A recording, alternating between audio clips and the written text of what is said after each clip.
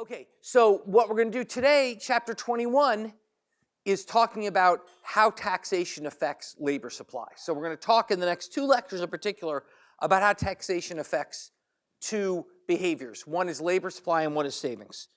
So we'll just start the base analysis of taxation and labor supply we've kind of done before. It's really just another version of what we did for welfare, but let's just remind ourselves of how it works. You've got a standard consumption-leisure trade-off. Here's leisure, here's consumption. Okay, you've got a standard consumption-leisure trade-off. And imagine you have an individual whose wage rate is $15 an hour. Okay, they're earning the Massachusetts minimum wage of $15 an hour. Then basically, they have some trade-off between consumption and leisure, okay, where the slope of that line is minus 15.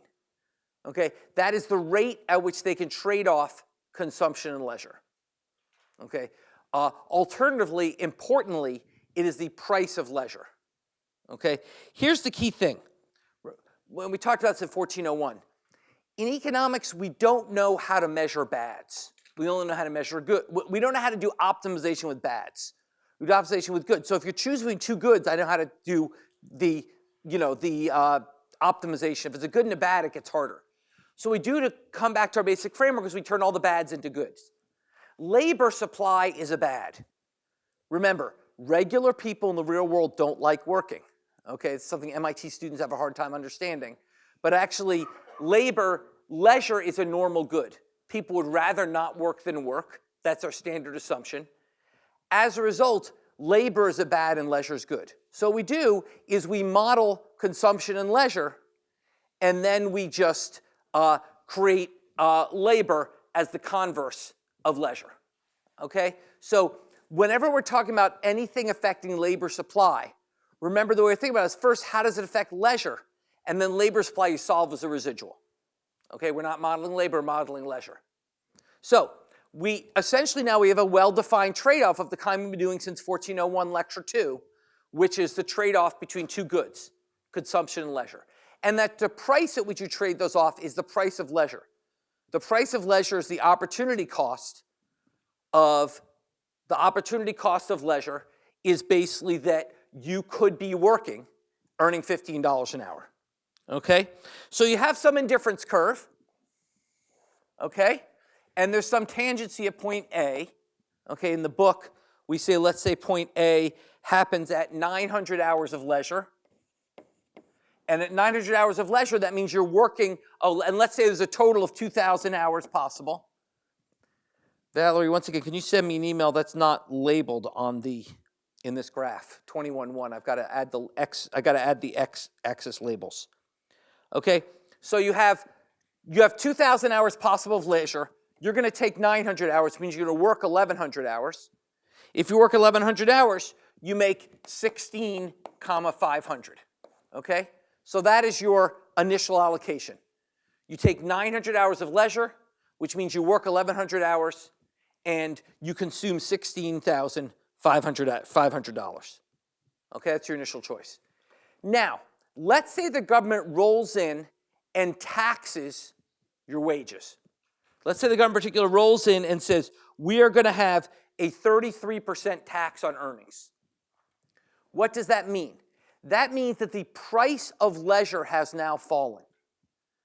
Okay? The price of leisure has now fallen. If you take 2,000 hours of leisure, nothing's changed because you're not earning anything. But once you take less than 2,000 hours of leisure, it costs less to take that hour of leisure, right? It used to be an opportunity cost of $15 an hour to take that hour of leisure.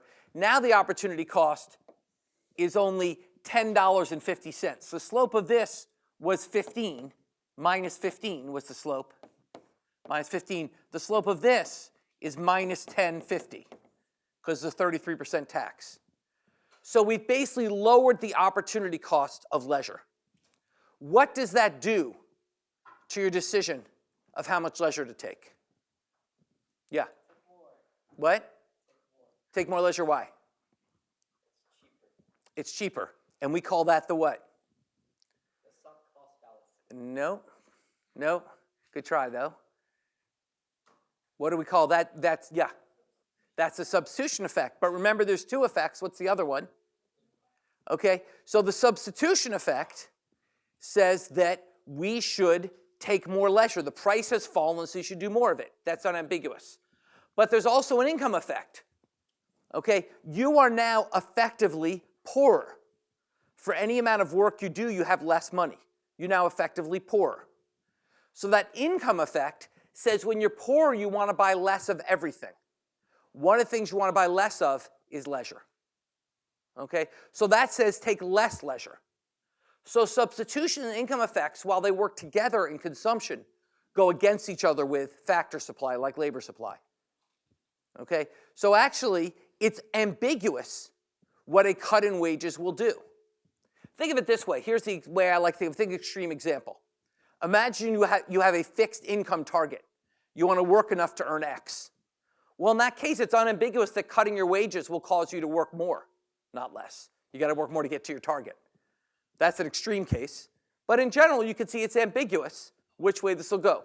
You could end up taking more leisure or less leisure. And it depends on whether income or substitution effects dominate. Okay. Valerie, is Ahmed on the way? Okay. Okay. So basically, the bottom line is in this simple model, it is ambiguous whether taxing wages will lead to more leisure or less leisure, and therefore more labor supply or less labor supply. Now, of course, this is a very simple model of the labor market. There's a lot of complications we don't have here. For example, overtime creates a kink in the budget constraint. When you work more than a certain number of hours, your wage changes. There's the fact that you don't necessarily get to choose your number of hours freely, okay, which means you don't necessarily get to pick the optimal point on this distribution. There's complications like that. But for now, in this simple model, we've got just sort of the trade-off, the income and substitution effect trade-off. So, which dominates? How do we decide whether income and substitution effects dominate? Well, we go to the data.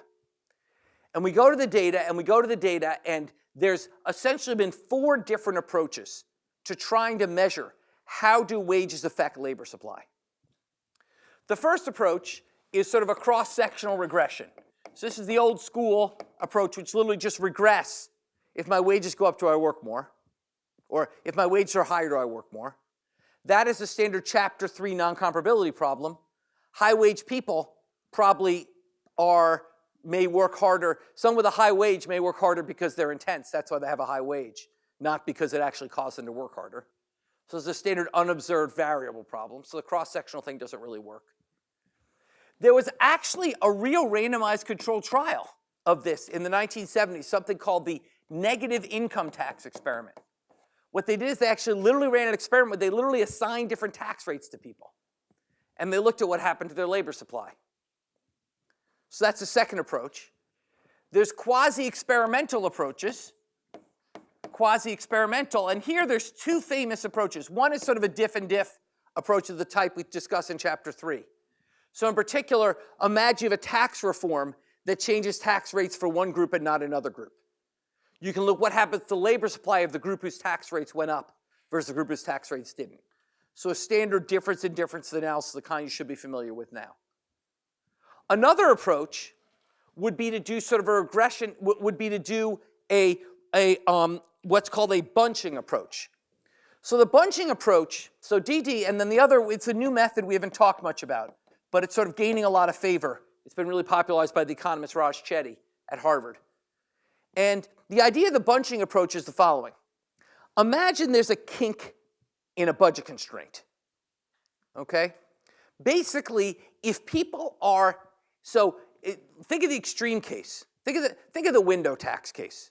Remember the window tax case, where basically once you went above a certain number of windows, there's a huge marginal tax rate for going up. And we showed a lot of people had right below that number of windows. That's a bunching estimate, which is if people are elastic, you'll see them all bunching right before there's a disincentive coming ahead, right at the notch or the kink. And that's sort of the idea of this bunching estimator is you can infer elasticities from how much people respond to kinks in the budget set. If they don't respond much, then they're not very elastic. If they respond a ton, they are. So basically, you could have imagined the number of windows wouldn't have changed because people are like, I want to breathe. I don't care about the window tax. That would say it's not very elastic. The fact there was bunching of the number of windows right at that limit suggests people were willing to sacrifice some breathing to avoid paying the window tax. Okay? And indeed, there's, I can't draw the graphs well enough, but in the book, yeah, sorry, go ahead.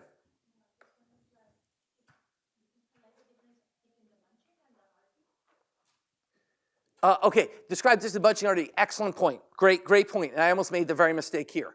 The difference between bunching and RD is the following. An RD estimate, a regression discontinuity estimate, thank you.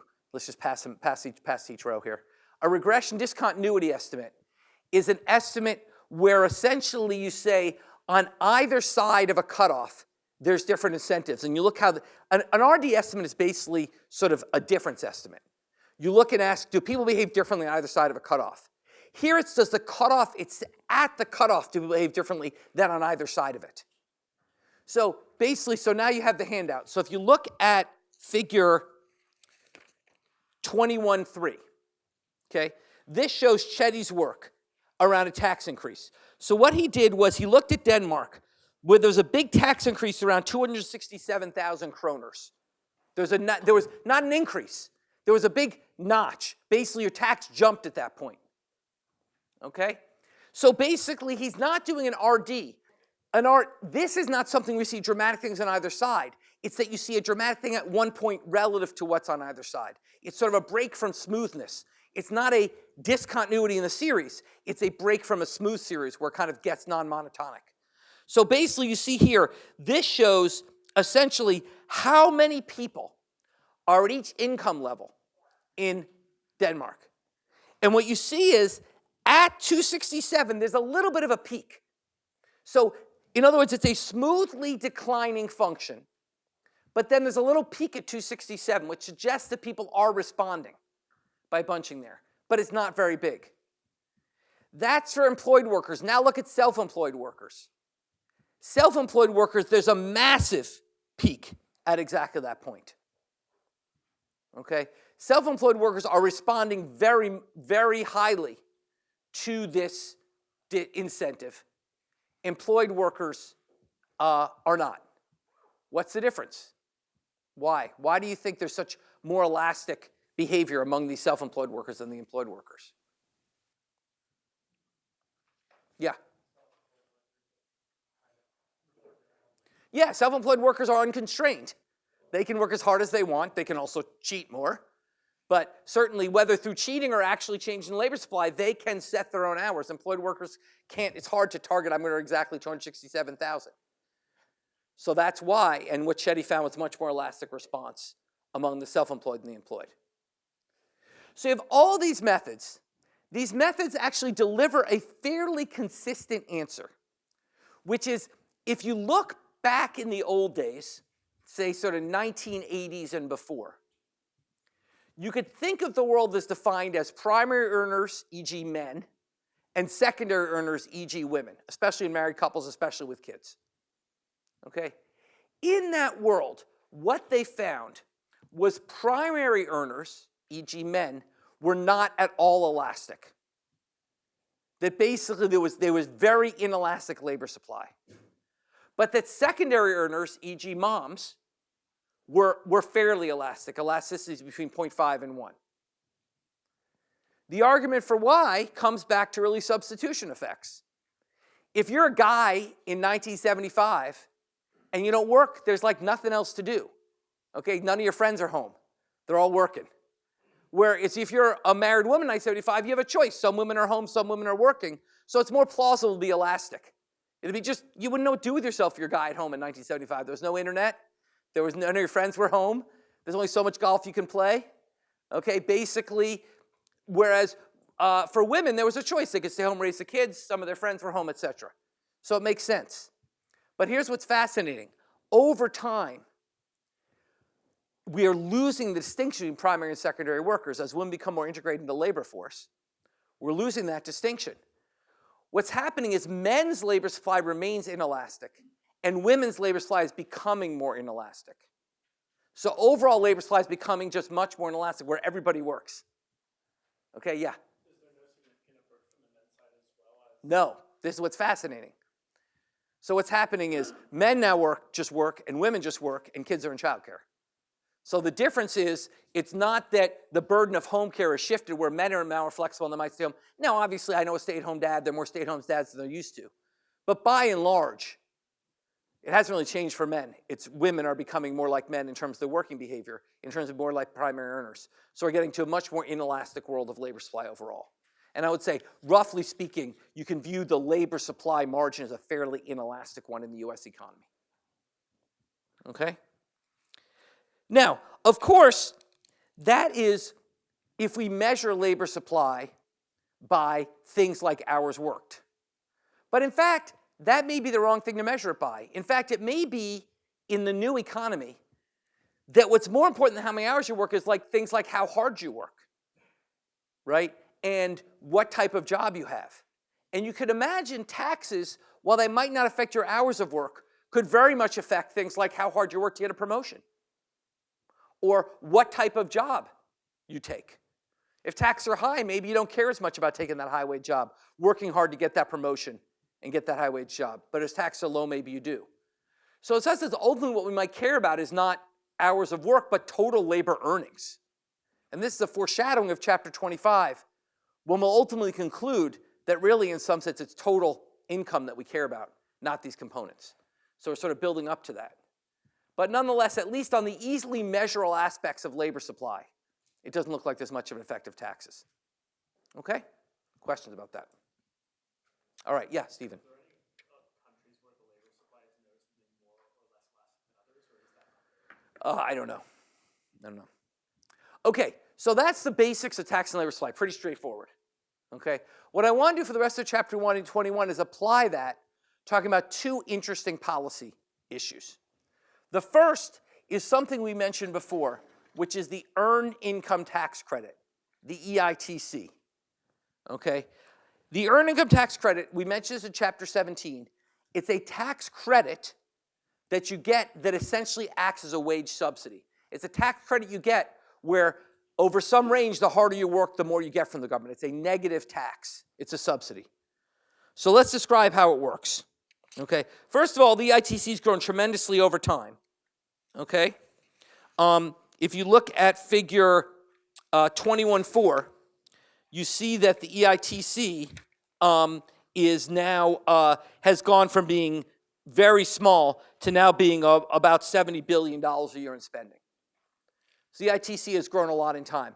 How does the EITC work? Well, the best thing to do is look at figure 21.5. On figure 21.5, on the x-axis is how much earned income a family has. It's irrelevant for things like dividends and stuff. It's just about wages. How much earned income you have. On the y-axis is how big your EITC is. The way it works is starting from zero, for the first roughly $15,000 of earnings, for every dollar you earn, you get an extra 40 cents from the government. So it's a negative tax. Until you reach the maximum amount of $59.20.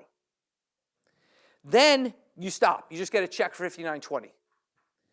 But starting again at $19,350, they start to reduce that check by a somewhat different slope, by 21 cents.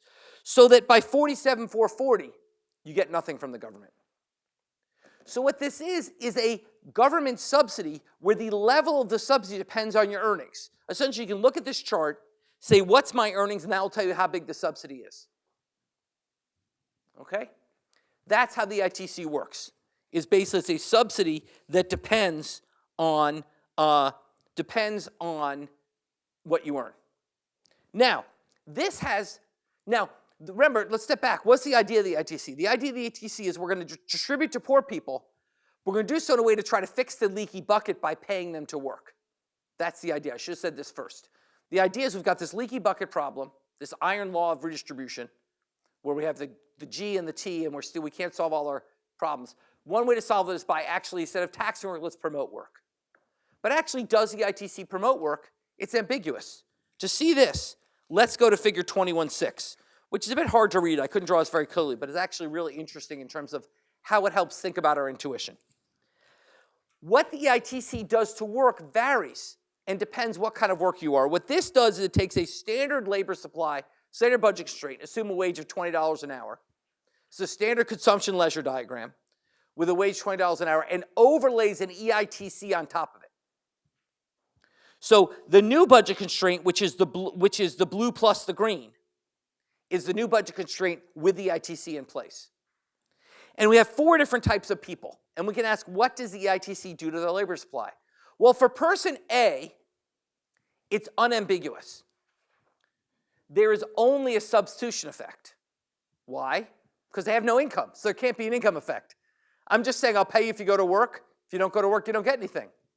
So it's unambiguous that it will induce increased labor supply among those not working. Person B is someone who's working and at $5,000 is below the first notch. So if you flip back to the previous diagram, they're on the upward sloping part of the diagram. Okay? What's the effect on them? Well, actually, it's ambiguous. There's a substitution effect. So on the one hand, by providing a subsidy to work, I'm raising the price of leisure, which means I'll take less of it. On the other hand, I'm richer, which means I'll take more leisure. So the effect's ambiguous. What about person C? Person C earns $15,000. They're on the flat part, if you go to the previous diagram. How does it affect their labor supply and why? How does the EITC affect someone like person C and why? I mean, see the answer to the diagram, so you just got to explain why. Come on, guys, you got this. It's nothing I haven't been talking about. Yeah. Yeah, well, it's a purely income effect. There's no substitution on the. If you look at that segment, it's parallel to the original budget constraint. It's sort of hard to see. There's no substitution effect. They're just richer. If you make someone richer, they work less for the income effect. So person C, unambiguously, they'll work less. I've just given them a check for $5,000. They're going to work less. What about person D? Well, person D, there's now both an income and a substitution effect causing them to work less. The substitution effect is now they're on the downward sloping part, so they're taxed at 21 cents per dollar they earn. The income effect is they're still getting a check, so they're richer than they would be if they weren't getting the check. So that will also cause them to work less. So look at this diagram. First of all, questions about what's happening with A, B, C, and D. Look at this diagram. Doesn't necessarily seem clear the IT is encouraging labor supply. Right, it does for A, but it's ambiguous for B and ambiguously deters labor supply for C and D. So it's a very open empirical question about whether the ITC will actually, how it will change labor supply. Fortunately, the ITC has been fucked around with a lot over the last few decades. So you have lots of quasi-experiments to look at to understand it. So for example, if you go to figure 21.7, this shows, for example, how the ITC changed after the Tax Reform Act of 1986. And the Tax Reform Act, this was when it was first introduced. The slope used to be minus 0.11. Now it's slope on the upwards part, you see 0.11, now it's 0.4. It went up, the slope went up, they raised the maximum and they changed the phase out. So you could set up a standard difference in difference by looking at groups that were more and less affected by this change. Moreover, the ITC depends on the number of children you have. I wrote this, let's see, what number of kids did I wrote this for? Singular with 2 children. Well, if you have 1 child, your ITC is smaller than if you have 2 children. So that sets up another difference in difference approach. So there's lots of quasi-experiments you can do here looking at what happens to the ITC changes for women with 1 kid versus 2 kids, women with no kids versus some kids. Women with no kids get a very tiny EITC. By the way, it's generally women, because generally married couples, men and married couples earn higher amounts. Well, actually, let me back up. Strike that last statement. I refer to women because that is the population that folks were thinking about, because the big thing with the ITC was, can it get people off welfare? So the initial focus was, what effect does it have on women, and how does it compare with the disincentive effects of welfare? Okay? So that's where most of the literature is looking at single moms, compared to, say, single women without kids, who used to get no EITC and now get a tiny one, or, say, single men. So they'd look at the effect of the ITC on those groups using changes in ITC generosity. And what did they find? Well, the effects were striking. Huge increases in working. So people like type A responded dramatically. Big increase in working, okay? and no apparent other effects on groups B, C, and D. It didn't seem to deter work among groups B, C, and D. So in other words, the group where it unambiguously increases work, it did. Large effects. But you didn't really see this sort of offsetting reduced effects among those elsewhere in the budget constraint. Now there's two possible explanations for why. One is differential elasticities. Maybe the elasticity of participation that is going 0 to 1 is very elastic, but the elasticity of how many hours you work isn't, because you can't really control your hours, right? You work for the guy, he tells you how hard to work. So one explanation is just literally the one thing you clearly have a choice over is whether to work or not. How hard you work, you don't have as much control. That's one explanation. The other explanation is that it's really pretty fucking hard to figure out these tax rates, to figure out this system. If I say to you, hey, if you go to work, you get a check. If you don't, you don't. That's easy. If I say, by the way, the marginal hour will have a marginal tax rate of minus 21 cents if you work on this kink and not on this kink, it's like, I don't understand how that works. It's pretty hard to understand. So the other explanation for what's going on is that basically people recognize the incentive effect of getting a check if they go to work now, but don't recognize the marginal tax rate. And indeed, there's a lot of evidence that people aren't responsive to marginal tax rates, at least in much of the range. Okay, and remember, as I talked before, I talked about people sort of misunderstand the tax system, and this may be an example of that. So not sure why it is, but the bottom line is that essentially the EITC seems to be on net create a large increase in labor supply. Okay, this is fascinating because this is unambiguously good news. It is a patch to Okun's bucket because we're clearly redistributing to low-income people. No one with income more than $50,000 gets the ITC. That's pretty low income. And we're doing so in a way that raises, not lowering labor supply. So this is wonderful news, okay, which is that basically we've discovered sort of a tool for fighting poverty that actually does so without causing reduction in the size of social pie. Nonetheless, the ITC is still controversial, and that's for two reasons. One reason is, as I said, it can cause people to have negative tax burdens. And some people feel that, as I said, irrationally feel the tax system should not be paying people money. Tax burden should never be negative, and as a result, the ITC is a bad idea. The other reason it's controversial is because there's a decent amount of cheating. Basically, like with any part of the tax system, there are people who will lie about how much they make if it's not really recorded. Here, it's lying to say you made more than what you made before. It's sort of an odd kind of lying. But once again, people will do that. They might misreport other features of their tax system. They might say kids live with them who don't to try to claim the credit, etc. Now, we're going to come back to this in chapter 25. The amount of cheating on the ITC is like a tiny fraction of all cheating done on taxes. Fundamentally, only the rich guys really do the big amount of cheating on taxes. But nonetheless, it's sort of, so I view these as sort of thinly veiled excuses for people who really don't like redistributing to the poor, to be honest. But they are excuses that play in Washington. That's one reason the ITC is probably not even bigger than it is.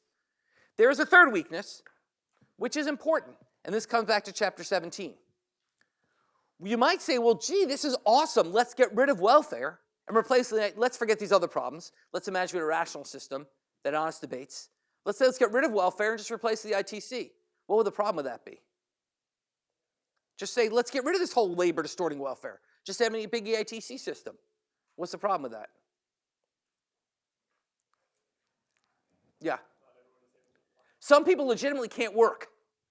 You still need, there's a distortion from subsidizing non-work, but there's also a consumption smoothing benefit. So an optimal system would never feature nothing for those who can't work, as long as there is some exogenous reason people can't work. You never want a system that leaves people that work with nothing. So the optimal system would be some combination of money to those who don't work, but then incentives to work for those who can. What that optimal combination looks like is complicated. All right? So that's kind of the EIT, that's the EITC. And it's a great example of kind of how we think about applying our logic of income substitution effects to making policy. Okay? Yeah? How do people study things like cheating that go sort of by definition unreported? Awesome, great question. I'll talk about this more in chapter 25, but basically IRS does audits, and with the audits they can actually compare people report to what you see in the audit data. No, yeah, they do a random sample. They literally go and make your life miserable and collect all the data, and they compare to what you actually declared. Okay, so that's one application. The other application I want to talk about is childcare. We talked a little bit about childcare in chapter 17. I want to return to that. Remember that basically today fewer than 1/4 of preschool-age children are cared for by a parent. 12.5% are cared for by their relatives, and 62% are in some form of childcare. So almost 2/3 of kids today of preschool age are in childcare. Childcare is a very big deal, and it makes it possible for women to actually finally realize their potential and join the labor force in a way they couldn't in decades past. The interesting question is, how should we treat childcare for tax purposes? Okay, so basically, and here we're going to go back to chapter 18 and thinking about Haig-Simon's principles. Okay, so basically, if you think about it, when my wife stayed home and took care of our kids, she was delivering something which expanded our resources. We were better off because she stayed home and took care of my kids. But if she'd gone to work, she would have been taxed.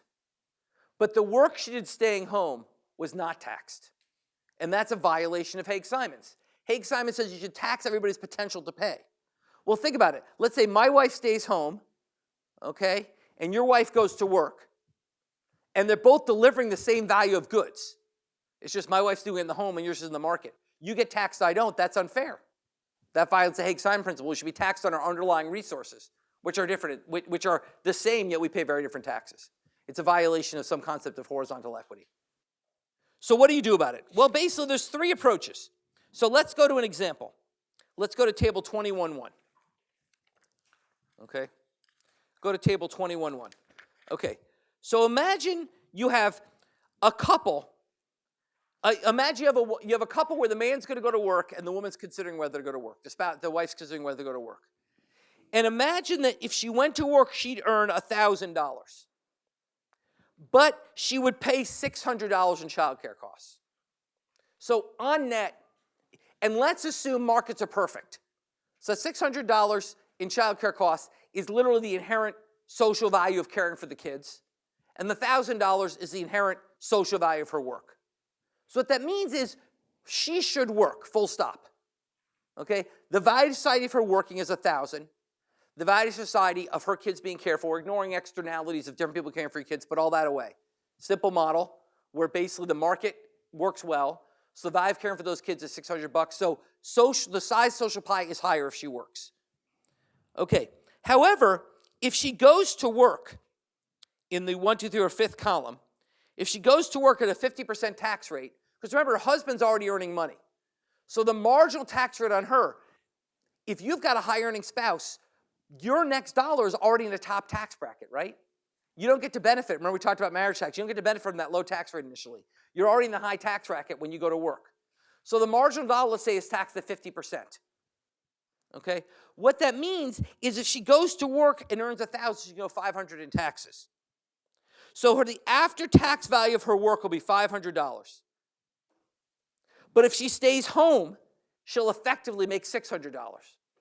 So she won't go to work. So in other words, we have distorted the market. We have not made a social welfare improving trade. The social welfare improving trade is for her to work, but she doesn't. This is the distortion that arises from not taxing the true Haig-Simon's base. Okay? We call this a tax wedge.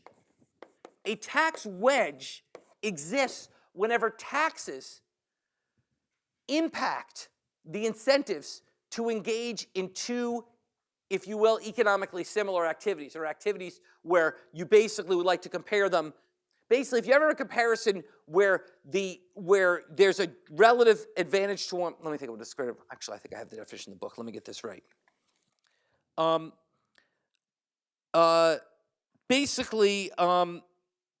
Tax wedges are basically the difference between the returns to an activity in different sectors. That's the way to think about it.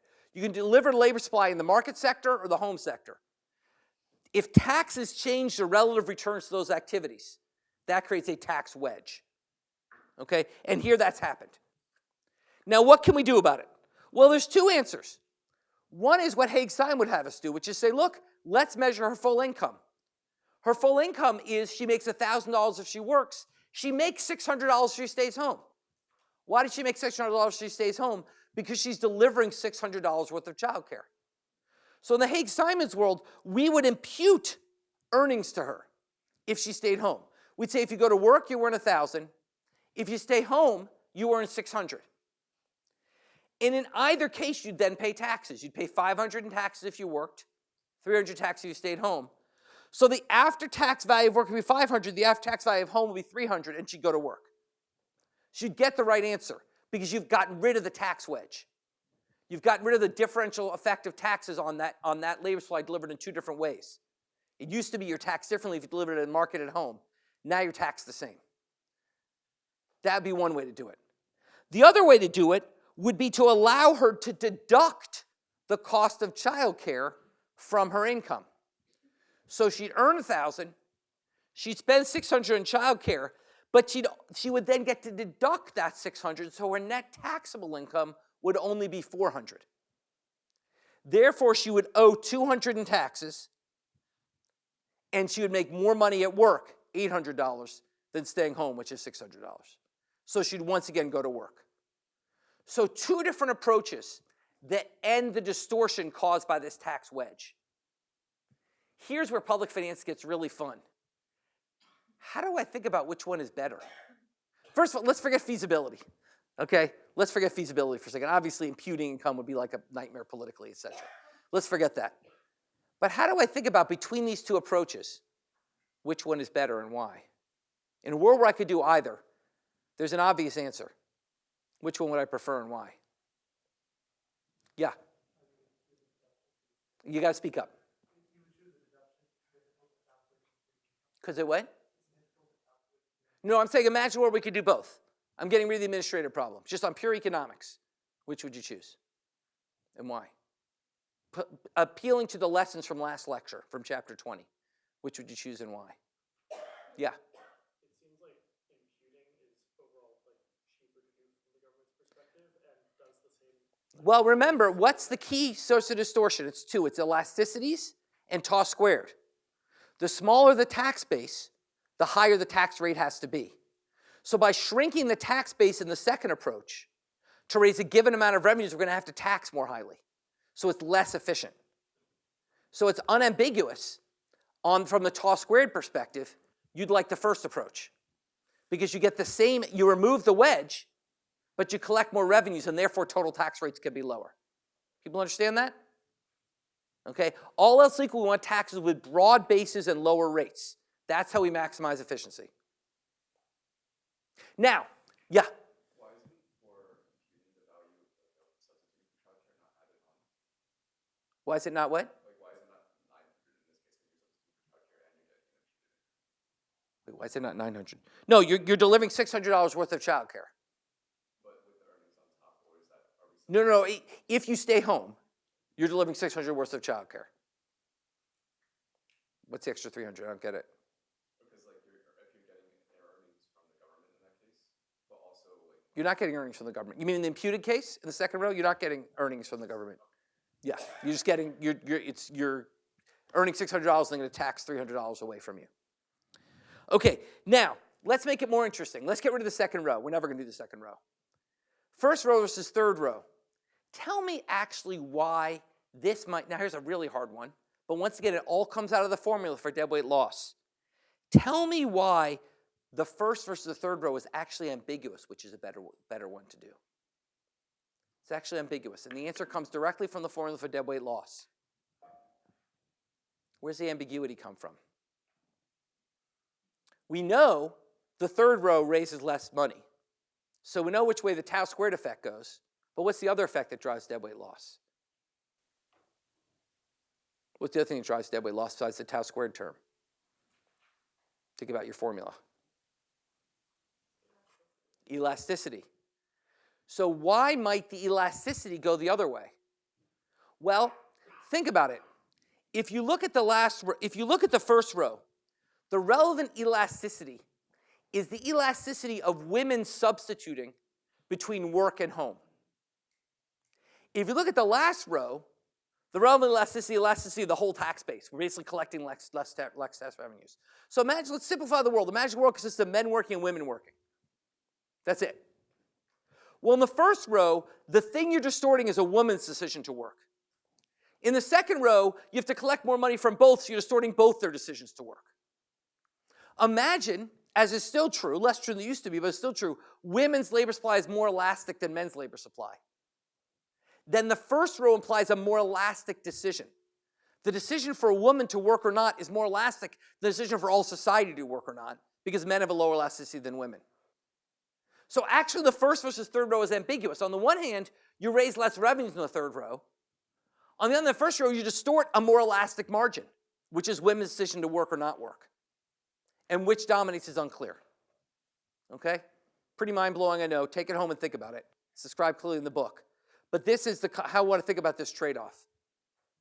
What do we do in the U.S.? What we do in the U.S. is we compromise.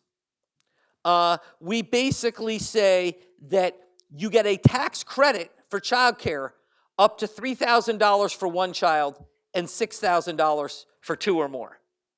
Okay? And you get it as a percent of your income. So you can't claim $6,000, you only make $5,000. They sort of say as a percent of income you can get a credit.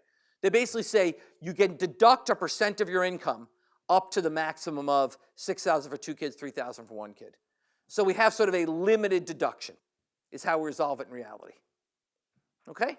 So that's how we think about how we operationalize the abstract concepts of chapter 20, which is think in practice about thinking about what's more elastic. You want to avoid distorting things that are more elastic, like women's labor supply, but you also want to try to have as big a tax base as possible.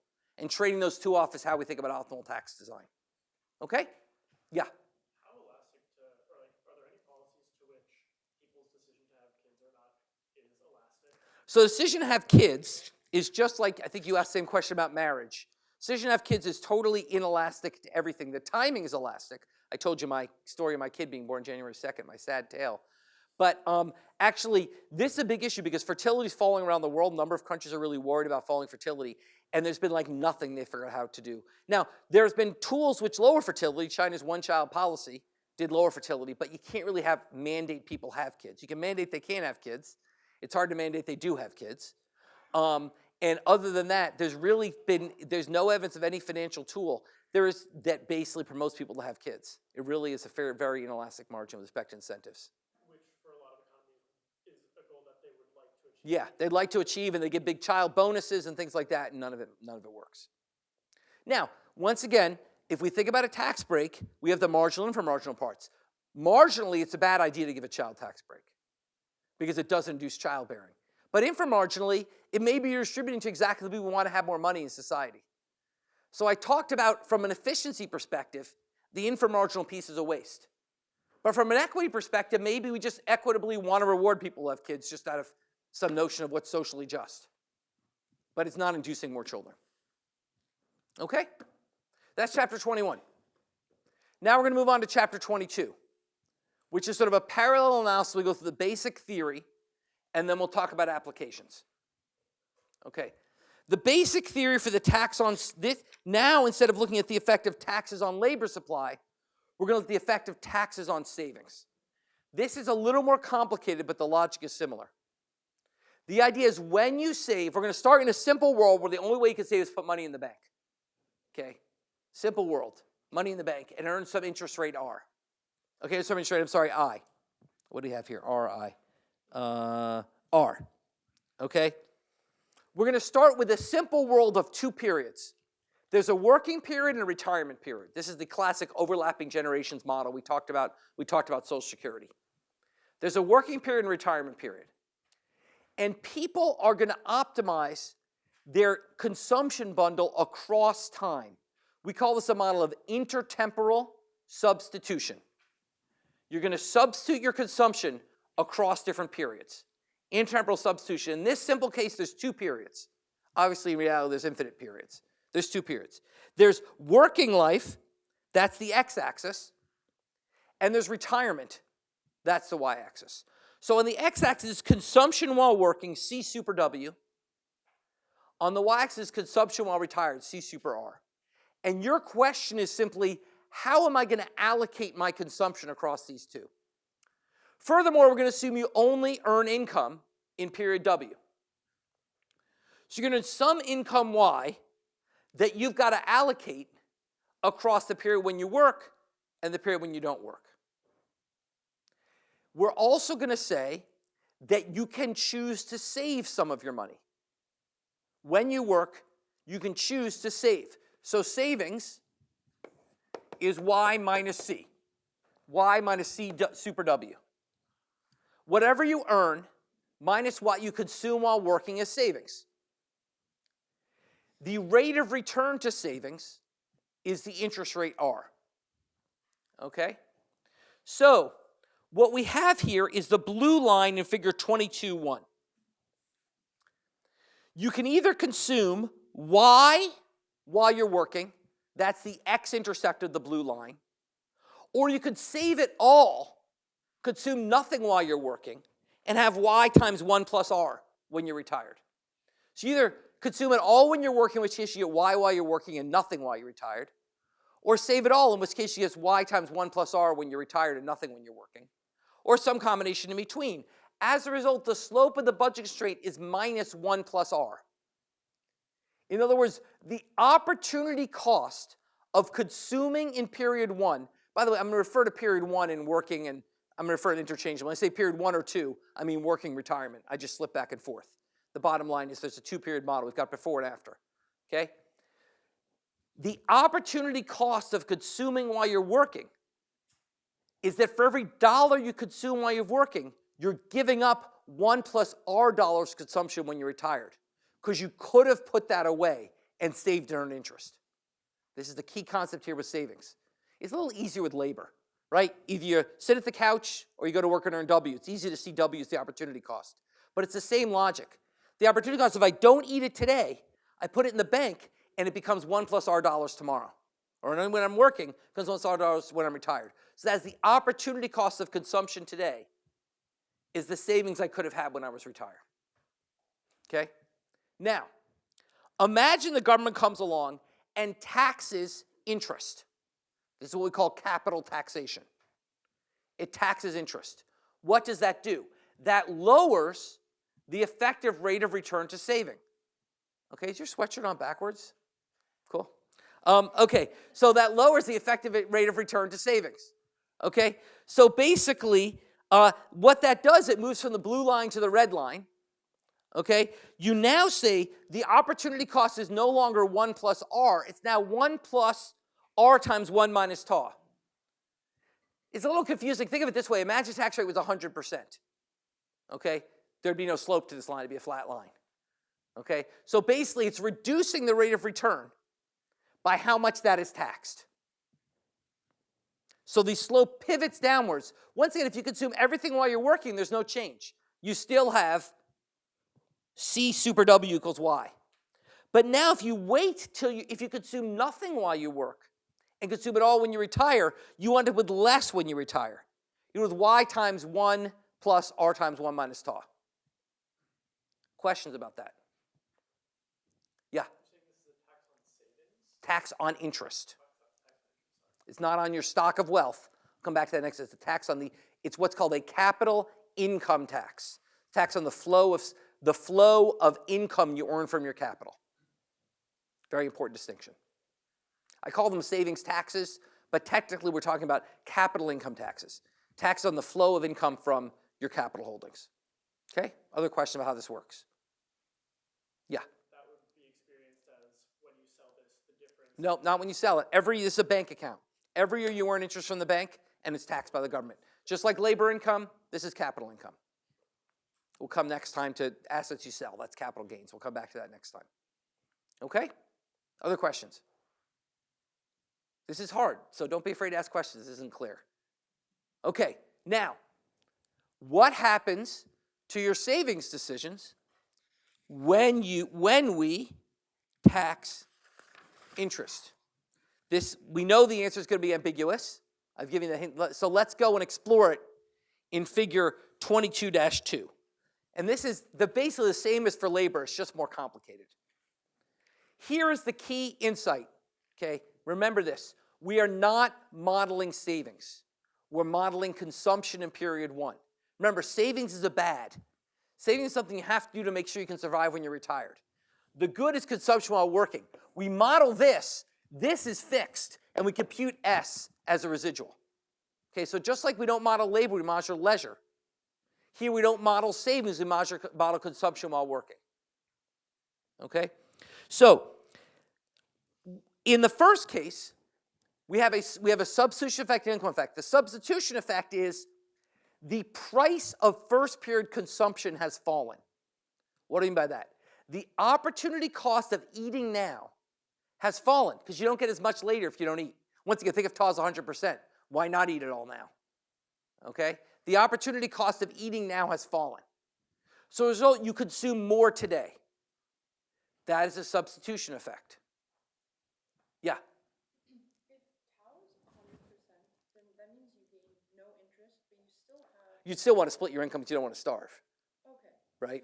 So it's not like you have nothing in the future. No, if TAW is, right, it's not negative 100. You've gained nothing. Yeah, you've gained nothing by saving. So it's not like you're necessarily going to consume it all today. It's just the incentive to wait has lowered. Good point. I wasn't clear on that. Thank you. Okay, so now, on the other hand, you have an income effect. You are now poorer because every dollar you save yields less lifetime income. Since you're poorer, you want less of everything, including first period consumption. So that says you consume less in the first period. In the first case, the substitution effect dominates. In the second case, the income effect dominates. Once again, not implausible. In fact, here I find it even more plausible in the labor supply case. Why do we save? We save because we want to buy something, right? We have some goal. I want a car. I want to have this much when I retire. Well, in that model, income effects would dominate. In a model where I'm saving to meet a goal, then if the interest rate gets taxed, I'll have to save more. So it's not at all implausible income effects could dominate here. In fact, my intuition might be more likely, which is in most parts of the world we think substitution effects dominate. Here I think that presumption is more difficult, although we'll still assume it because we always do. But it's a little more challenging. Okay? So basically, but now the diagrams are complicated. Let's go back to the diagrams. They're complicated because let's look at literally what happens. In the first case, you were consuming C super W sub 1 and saving S sub 1. Now you're consuming C super W sub 2 and saving S sub 2. Now we're not modeling period 2 consumption, period R consumption, but it has implications. Look what happens period R consumption. It falls from S1 times 1 plus R to S2 times 1 plus R times 1 minus TAW. That is CR falls for 2 reasons. First of all, it falls because you're saving less. Second of all, it falls because even the savings you have earns less interest. So that's why, look at the second panel. In the second panel, you save more because income effects dominate.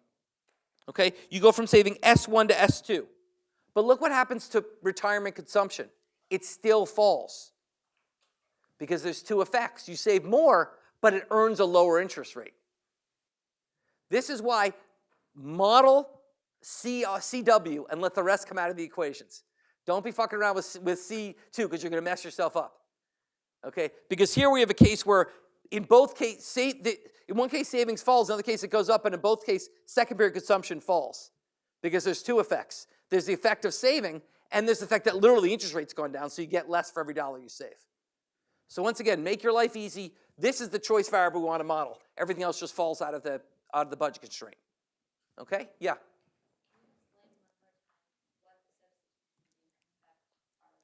Sure, substitution effect is the interest rate, the after-tax interest rate, R times 1 minus TAW, is the price of working period consumption. Why is it the price of working period consumption? Because the higher it is, the more costly it is to consume today. So when we raise taxes, that is a reduction in price. When you reduce the price of a good, the substitution effects consume more of it. So that would say more period 1 consumption. The income effect, so it says more of it. The income effect is unlike with goods, which I'm buying, this is a factor I'm earning. Now I'm effectively poorer. Why? Because if R minus 1 minus T falls, I have less money in my lifetime budget constraint. My lifetime, we'll do the math in section. My lifetime budget constraint is basically, is essentially going to, my lifetime total consumption is going to determine by how much I save. The more I save, the more my lifetime total consumption is, right? And that's, so essentially my resources fall. Okay, yeah. When you're mentioning how people respond to this based off of the income substitution effects, how do we, like, so I'm imagining a person is facing this decision, and the ways that they could adjust their income are, or the ways that they could adjust are maybe extending the amount of time for which they are working. No, but I'm taking why fixed here. Okay. This is just a savings decision. Why is fixed? It's not about income. That was the last chapter. This is just about savings. Just about how much you consume with income fixed. Now, you could imagine a world, say, on an exam, where we combine these two insights and allow both income and savings to change. But for now, we're holding it fixed. The last chapter is what drives this. This chapter is about what drives this. Okay? Now, that's one reason this is more complicated than labor supply. Why I teach it second is the graph's a lot more complicated. It's also a lot more complicated because the intertemporal choice model is only one of a number of models that could plausibly describe savings behavior. Indeed, many people think it might be the third most important determinant of savings. That things like how you respond to the interest rate might be the third most important. Because there's two other very valuable models of savings. The first, so there's three models. There's the intertemporal substitution model. Intertemp substitution model. That's the classic model we're working with based on interest rates. There's also a precautionary savings model. If you ask people why they save, the number one answer they give is they're worried about stuff going wrong. Not the responding to the interest rate and worrying about allocating their consumption over working retirement. The main reason is they want to have money in case something goes wrong. That's not in this model. That's what's called the precautionary savings model. The precautionary savings model would be basically, the precautionary savings model would be one where basically, think of it this way. Here's how I think about we're not going to make you write down the math this, but here's how to operationalize it. Imagine a world where people face liquidity constraints. They can't borrow. If you could borrow, there's no need for precautionary savings. If you can costlessly borrow, then you wouldn't need to precaution. This is only a world with liquidity constraints. Otherwise, there's no need for precautionary savings. But imagine you can't borrow. Then you're going to want to make sure you have some savings in case stuff goes wrong. And so in a world with liquidity constraints, there'll naturally be precautionary savings as a form of self-insurance. Okay? So that's an alternative model. And indeed, there's lots of evidence for this. First of all, there's lots of evidence that people who are in riskier jobs save more. Now, that's not super convincing because maybe they're different. Better evidence is there's evidence from that when the generosity of social insurance goes up, people save less. Remember, we talked about this with Social Security. We see it in other contexts too. For instance, in Taiwan, they put in national health insurance for some groups and not others. And the ones that got national health insurance suddenly started saving a lot less. Now that's because they were saving against getting sick. I found a similar result here in America. When Medicaid expanded, people saved less and consumed more because they didn't have to save as much against getting sick. Okay? So clearly the precautionary model has some validity. We'll come back next time to how this changes our conclusions. But that's one alternative model. The other alternative model that's very relevant is the self-control model. The self-control model. This is a model which says it's not really an affirmative model of savings. It's sort of a model, it's kind of a Homer Simpson model of the world, where basically we just want to consume. We want to eat what's in front of us. And what's stopping, and the only thing that allows us to save is imposing self-control to stop ourselves. And that savings is really, whatever the motivation, the driver of savings is how much self-control do I have to make myself save for either precaution or retirement. Okay? Now, this is very much related to the behavioral economics insights we talked about in chapter 6 when we talked about smoking, which is the notion of self-control problems. And there's lots of evidence that in savings people face self-control problems. The classic evidence, existence of what we call Christmas clubs, What a Christmas club was a thing banks used to offer, where you could set aside money every week in a non-interest bearing account or a tiny interest bearing account to have money at Christmas time. Well, why the hell do people need to do that? They could just save it somewhere else to have money at Christmas time because they were afraid they wouldn't be able to. More modern evidence comes to the following fascinating confluence of facts, which is that most individuals have virtually nothing in the bank, or many individuals have virtually nothing in the bank but lots of money in illiquid forms, like housing and pensions, forms they can't get at. Moreover, it goes further than this. The modal individual in America, or many, I don't know if it's the modal, but almost the majority of people in America, have the following feat combination of assets. Little money in the bank, money in their pensions and housing, and huge credit card debt on which they're paying 18% interest. Think about that for a second. That makes no sense. Okay? They've got money in the bank, first of all. They should at least spend the money in the bank. Moreover, they've got money in a pension which is earning 6%, and their credit card debt 18%. Why are they doing that? Because it's what we call a commitment device, like we talked about with cigarettes. They know that they can't control themselves from hitting their credit card maximum. That's just a state of being. So to set a commitment device, they put their money where they can't get it, in illiquid assets. Even though they're sacrificing a massive rate of return differential, essentially the price they're willing to pay for commitment is to hide their money away. So they can't get it, because they know if they took it out, yeah, they pay their credit card bill off today, but then it'd go back up tomorrow and they would have just blown through their money. Okay? They're still able to keep some money in the bank because they're able to keep some money in the bank because basically because of another model, self-control models, we like to call self-control / general behavioral models. Another important behavioral model that can explain this is a model of what we call mental accounting. The mental accounting model is fascinating. This says that people don't think about dollars fungibly, that dollars in different places mean different things. There's a famous story I told in 2024nov20 about the actors Dustin Hoffman and Gene Hackman. Famous old actors were roommates together when they're acting students in Poor. And Gene Hackman knows Dustin Hoffman all these bottles labeled like rent, money, etc. And rent, food, etc. And the food bottle was empty. So he went to Gene Hackman and said, "Can I borrow some money?" And Gene Hackman said, "Yeah, but your rent bottle's totally full and your movie bottle's full." He says, "Well, I can't touch those. Those are for rent and movies." And that's sort of a way people think about it. And that's how people are able to leave some money in the bank, because at least they're like, okay, I won't touch that for my credit card. But once it gets too big, they'll dip into it. These models also, and then maybe the best piece of evidence I find for these models is a fascinating experiment or product introduced by the Nobel Prize winning economist Richard Thaler. He went to workers and said, "I want to offer you the following savings plan." It's called the Save More Tomorrow plan. Here's how it works. Next time you get a raise, you will commit to saving 50% of that raise in a separate account. It doesn't cost you anything today. You don't have to give up your consumption today. It's just money you're going to get in the future anyway. Just decide to set half of it apart. Now, in a rational, non-self-control model, I would say no. Why should I commit myself? What good does that mean? I want to save in the future? I'll save in the future. But in a model where I know I have trouble saving money, I might find that attractive because it commits me at no cost today to having savings in the future. Well, he offered that plan. 80% of employees signed up for it. Okay, and their savings rate went from 4% to 14%. Okay, which is exactly consistent with the fact that people had self-control problems and they couldn't save. Okay, so clearly self-control is a major determinant of savings. And once again, we'll come back to what that means next time for policy. Okay?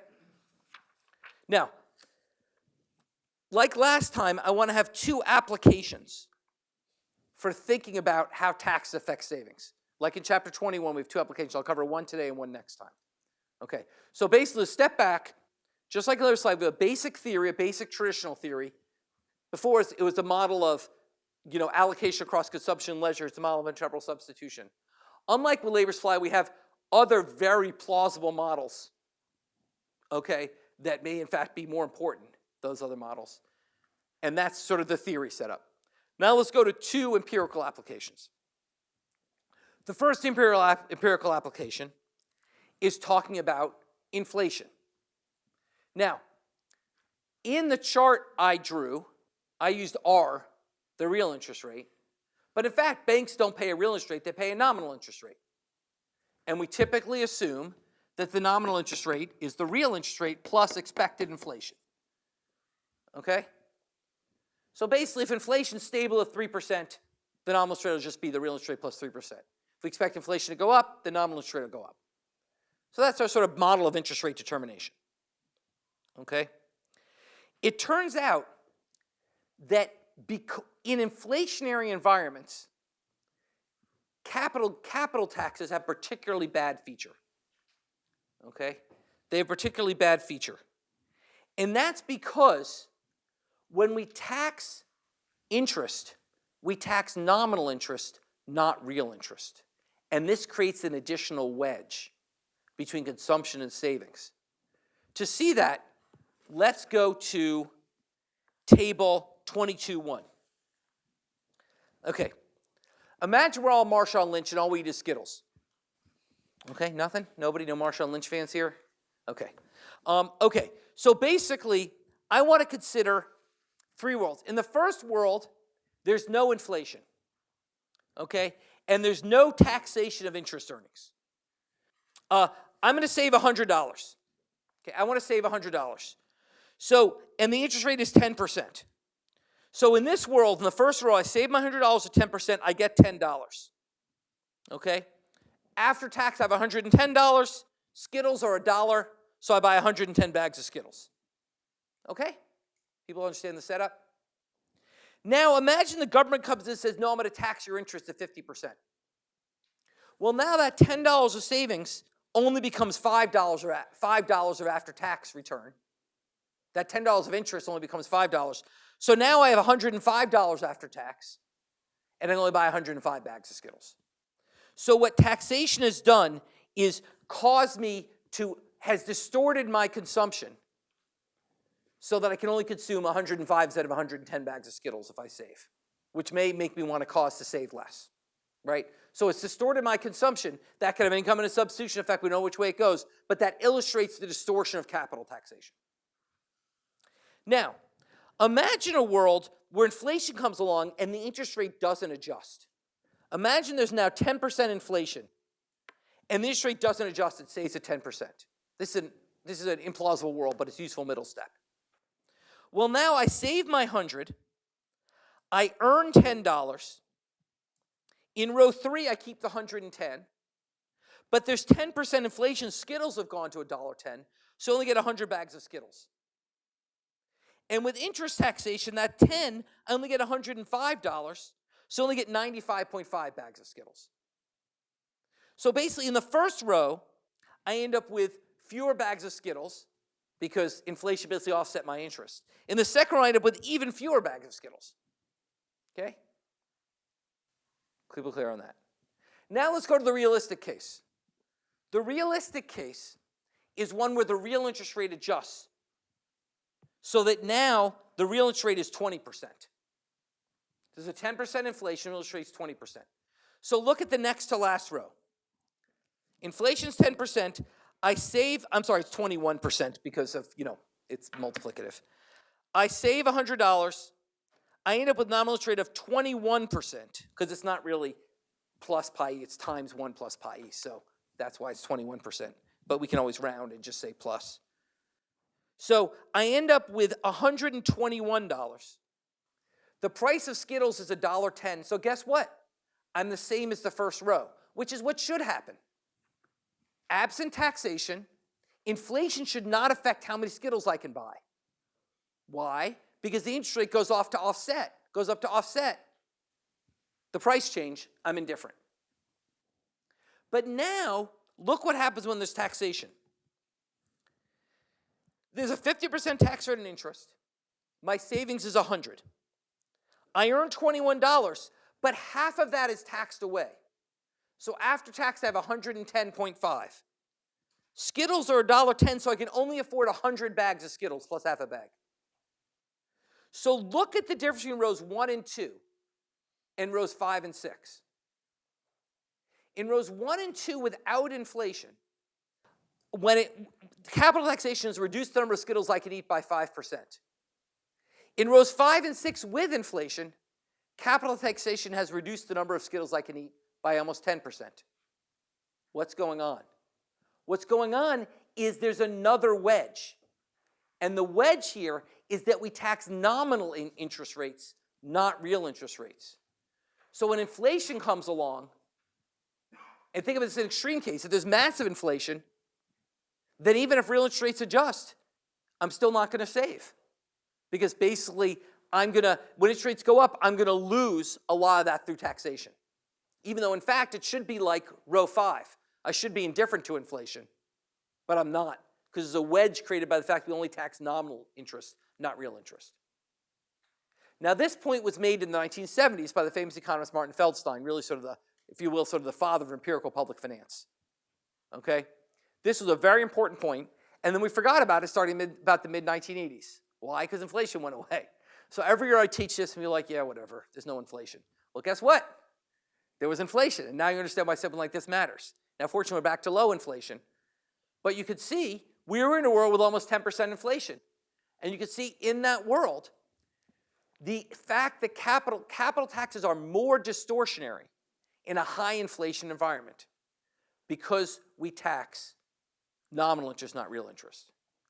Now, in fact, we could fix this we could just simply index capital taxation.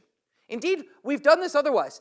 When I was a kid, back in the day, in the 1970s, the whole tax system used to have this problem, which is that basically the tax brackets were fixed, but your income was not. So let's say inflation went up and my boss gave me a raise.